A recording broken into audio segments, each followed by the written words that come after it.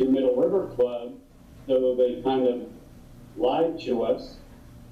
I don't trust them, and it's just something that we all need to seriously look at, discuss, see how we can move I forward. do remember being very confused about that because it's a direct question that was asked, and a lot of people in the room, we basically just asked if they would do part-time. They said absolutely no, we do not do part-time, we only do full-time. And then it was what, like a week or 2 weeks later, Middle River Club was discussing hiring them part-time, and they were working to, I mean, again, I don't know whether that fell through, whatever, that's not the point. I think that helped. I think that fell through, but the point is that they agreed to do it, which I think is really bad perspective. But What happened there is they have a business development organization who's working with the Middle River Club, who sold them something without consulting with the current people that were managing the contract. So there was a miscommunications between them, and they brought that up at the executive level, and they realized they can't do it. They couldn't fill it with part-time. And so,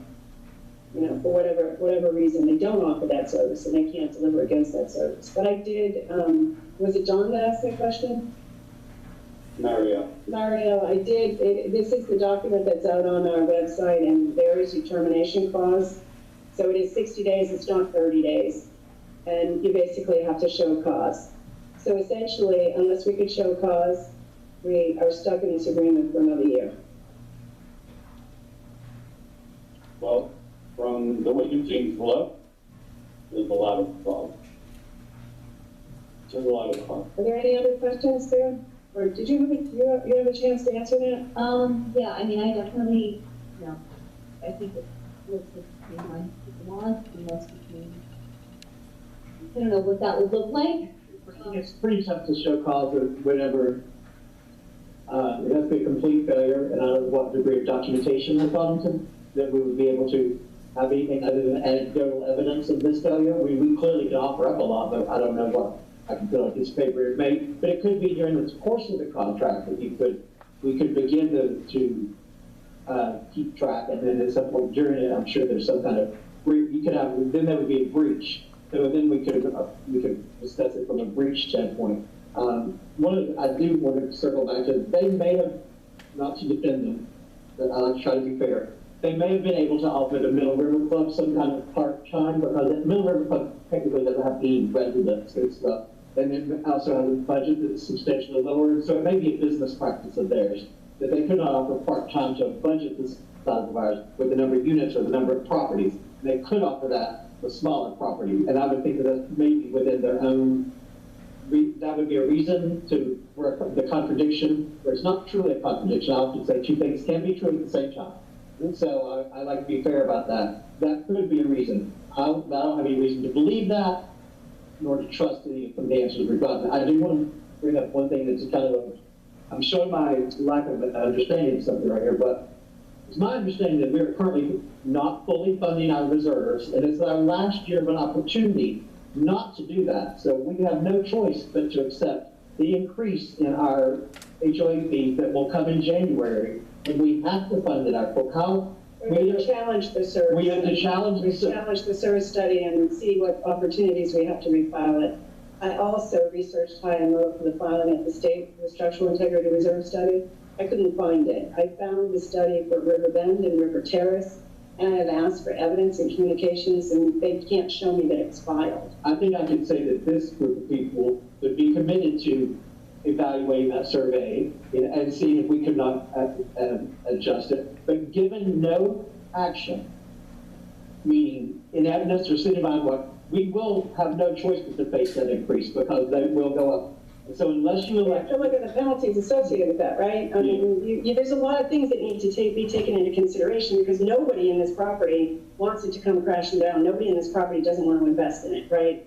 The question is, how are you going to fund it, right? Is it valid, and how are you going to fund it? And when does it need to be done, right? My issue really was a lot of it has been noticed. I mean, here it's about to be April. Mm-hmm. If it's going to increase yet again, myself and many other people need to know that. We need to make choices in our lives based upon this type of thing. Right now, given no action, we will have no choice but to go up. Well, we see the action that we're currently getting. So if you want some different action, That's the only way to do it. Well, the other thing I want to add to your point, Dennis, is that if we are indeed bound to a contract with council management for another year, in that process, this board is going to hold them highly accountable for Yeah. what they're doing and for what they're not doing, No, which the absolutely. present board does not do.